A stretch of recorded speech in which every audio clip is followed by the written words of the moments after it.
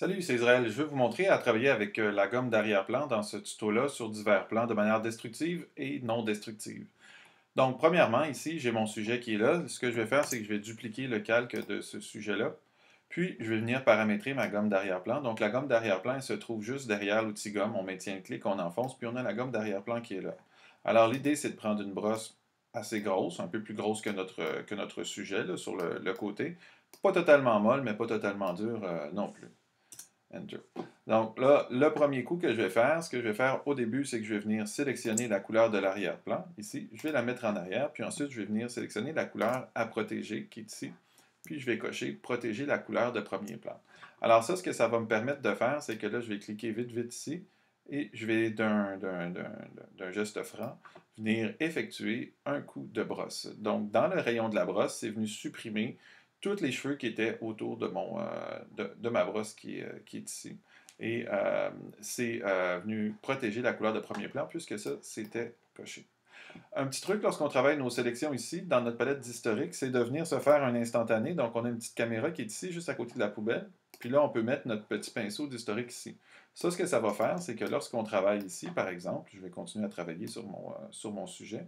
Alors là, j'ai réglé ma brosse à 10 continu, ce qui fait que partout où il voit du pixel vert, il l'emploie. Mais ici, par exemple, là, dans cette zone-là, je vais faire attention parce que je vais embarquer dans mon collet où il y a du bleu qui est à peu près la même chose que ça. Donc, je peux la mettre en contigu ici, ma brosse, ou alors au contour, donc essayer un petit peu des deux. Photoshop va travailler d'une manière différente. Alors, on voit qu'au contour, il est venu préserver mon collet de manière un peu plus efficace. Il y a aussi ce mode-là. Ce que ça fait, c'est que je sélectionne une fois l'avant-plan.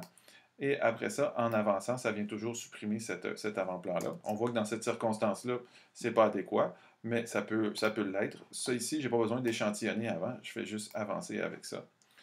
Des fois, c'est mieux de cocher à supprimer la couleur de premier plan, mais dans ce cas-là, ce n'était pas un réglage là, qui était adéquat. C'était vraiment préférable de rester là, puis de rester avec cette limite-là. Une fois que j'ai fait les zones sensibles, ici, je peux utiliser cette gomme qui est la gomme magique pour venir supprimer complètement l'arrière-plan ici et quelquefois les petits voiles qui restent avec ça, mais ça, on va revenir sur comment les supprimer. Ensuite, si je continue avec ma brosse, là où je voulais en venir aussi avec mon outil d'arrière-plan, c'est que si jamais, par exemple, je rentre à l'intérieur de mon sujet comme ça ici, puis que j'enlève un petit peu du visage ou de l'arrière-plan, bien, je peux toujours prendre ma gomme d'historique ici, ma brosse d'historique, forme d'historique ici. Et ce que ça fait, la forme d'historique, c'est que ça me permet de venir récupérer mon sujet à l'intérieur de ma brosse. Alors, par exemple, ici, ce qu'on voyait, c'est que j'avais supprimé un petit peu de mon collet qui est là, donc je peux venir en rajouter ici sur mon élément. Là, on voit qu'il y a un petit halo comme ça autour de mon sujet. Alors, on va venir peaufiner ça. Ce qu'on va faire, c'est qu'on va rendre notre sélection non destructive. Donc, on va juste cliquer sur commande-clic sur mon masque, sur mon calque que j'ai utilisé en premier, et je vais me rendre sur mon sujet. Je vais ajouter un masque sur mon sujet.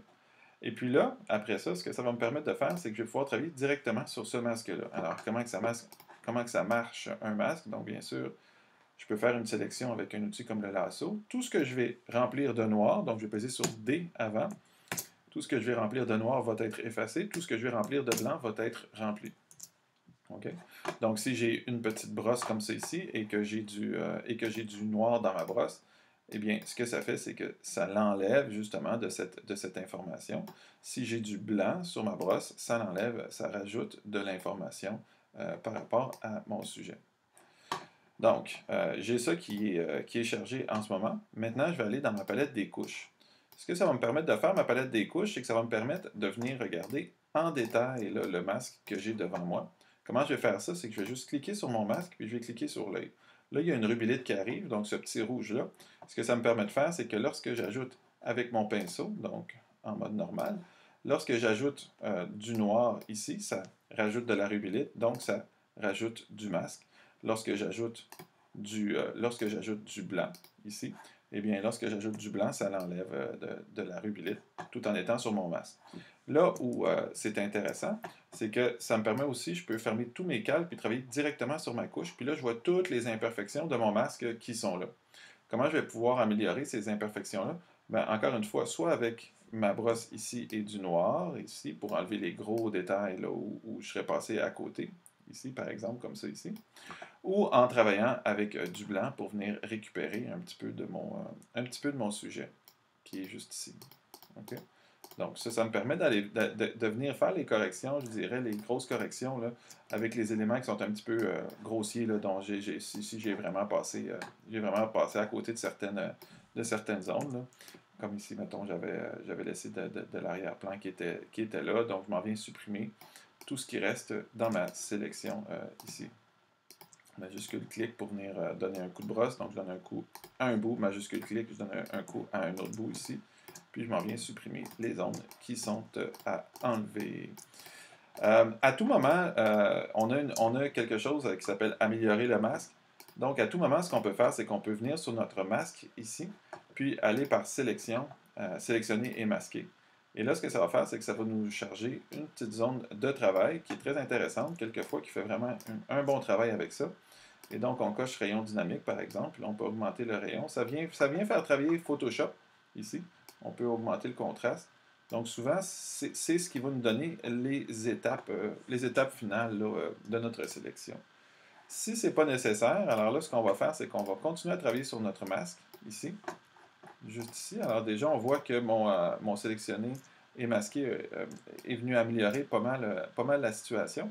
Mais dans certains cas, ce que je vais vous donner comme truc ici, c'est que vous pouvez travailler avec une brosse noire, ici, donc avec une brosse avec du noir à l'intérieur, et on met notre brosse en mode incrustation. Alors, ce que ça va faire, ça, si j'ai ma brosse en mode incrustation, vraiment mon pinceau, là, pas mon crayon, bien sûr. Donc, avec ma brosse en mode incrustation, lorsque je vais mettre du noir ici, sur ma brosse en mode incrustation, en étant bien certain d'être sur ma couche ici, et en mode incrustation, ça va venir faire la moyenne, et ça va enlever le noir, mais ça va respecter le blanc parce que je m'en viens mettre juste du noir. Donc ça me permet vraiment de venir travailler sur mes contours et de venir peaufiner mes éléments. Si je mets du blanc, ben là, je vais travailler plus en protégeant mon blanc pour venir travailler les différents petits éléments. Donc, quelquefois, un petit coup dans les cheveux. Il ne faut pas y aller trop fort. Quelquefois, on peut baisser l'opacité ici, là-dessus, là, pour ne pas créer des zones là, trop marquées, là, parce que ça va créer de la pixelisation là, lorsqu'on enlève ça. Mais vraiment, ça va nous aider à venir préciser un petit peu là, les contours de notre sélection. Alors, on met notre brosse en mode incrustation, on pèse sur D pour être bien sûr de travailler en noir et blanc, puis on travaille avec notre noir puis notre blanc sur notre image. Alors voilà, ça c'est acceptable niveau maquette, donc je peux envoyer ça à mon client pour valider le concept, j'ai plus besoin de ce sujet-là. Maintenant, les étapes finales de cette sélection-là, mettons que mon concept est approuvé. Donc, ce que je peux faire ici, c'est que j'ai mon petit halo blanc là, qui est un petit peu autour de mon sujet. Je vais vous donner plusieurs avenues pour ça. On va commencer de la manière non destructive. Donc, la manière non destructive, c'est toujours la mieux. Alors, je vais prendre mon petit doigt ici, je vais me positionner sur mon masque ici. Je vais mettre une intensité qui soit pas trop forte, là, 50% ça va. Je vais me prendre une grosse brosse. Et voyez-vous ce que je vais faire? Je vais me positionner juste en périphérie de mon image ici, juste sur le côté. Puis avec mon doigt, je vais venir pousser sur le contour de mon image. Ce que ça va faire, c'est que ça va venir rentrer ma sélection à l'intérieur de mon sujet, tout en adoucissant les contours de ma sélection. Donc, c'est vraiment un mode qui va nous aider, ça, à enlever les contours blancs. Donc ça, c'est une manière de faire. OK? Je vous donne un autre avenue maintenant. Ce que vous pouvez faire, c'est que vous pouvez retourner à l'intérieur du masque ici, clic droit dans sélectionner et masquer. Et là, vous pouvez aller dans un certain nombre d'autres paramètres. Là. On peut aller retravailler avec nos contrastes toujours. Ça, c'est non destructif. Mais quelquefois, rien n'y fait. Puis, on demeure avec le petit halo blanc.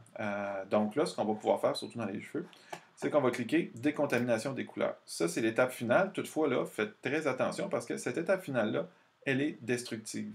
Donc, même si je suis à l'intérieur d'un masque, lorsque je clique là-dessus, ça détruit des pixels. Mais toutefois, quand on est rendu aux étapes finales de la production et qu'on sait que c'est notre concept final, puis qu'on a du mal, ben, on peut y aller ici. Donc, on pèse sur OK.